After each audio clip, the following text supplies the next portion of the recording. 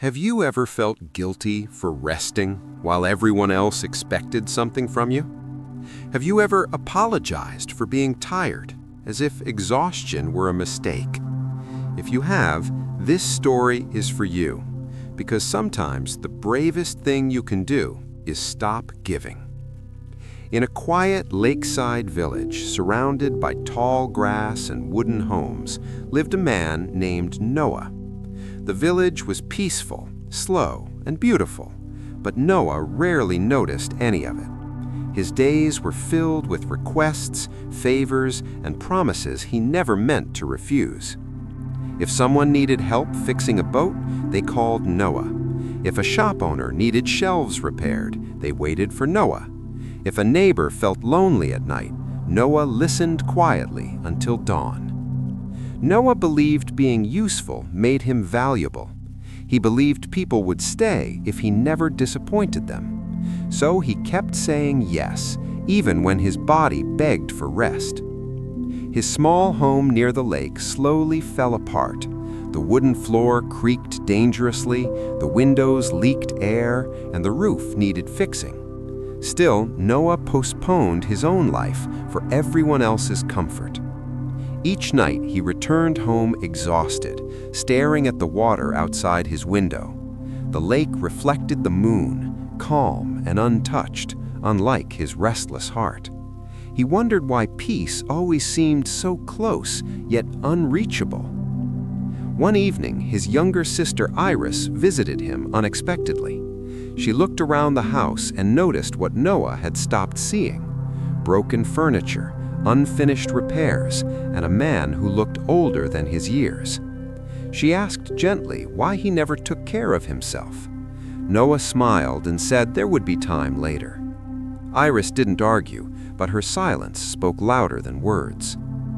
Days passed, and Noah continued helping everyone. Then, one afternoon, dark clouds gathered over the lake.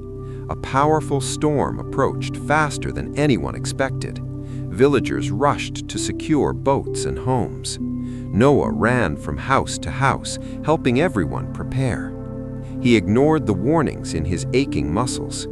By the time the storm arrived, Noah was still outside helping someone else.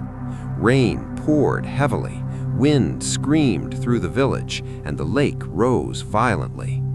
When Noah finally returned home, water had already entered his house. He stood frozen as rain soaked his belongings. Everything he owned was damaged, and no one stood beside him. That night, Iris returned and found Noah sitting in silence.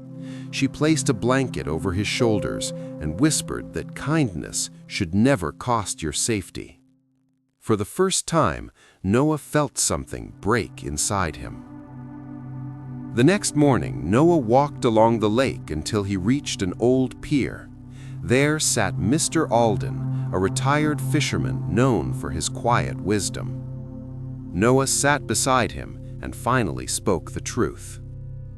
He said he felt invisible despite being needed by everyone. He said helping people made him empty instead of fulfilled. Mr. Alden listened patiently, watching the water move. He asked Noah what happens when a lake keeps giving water without rain. Noah answered that it dries up. Mr. Alden nodded and said people are no different. He told Noah that generosity without limits becomes self-neglect. He said rest is not selfish and boundaries are not cruelty. Then he gave Noah a simple rule.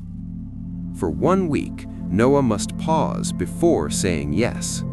If helping someone meant harming himself, he must refuse. No explanations, no guilt.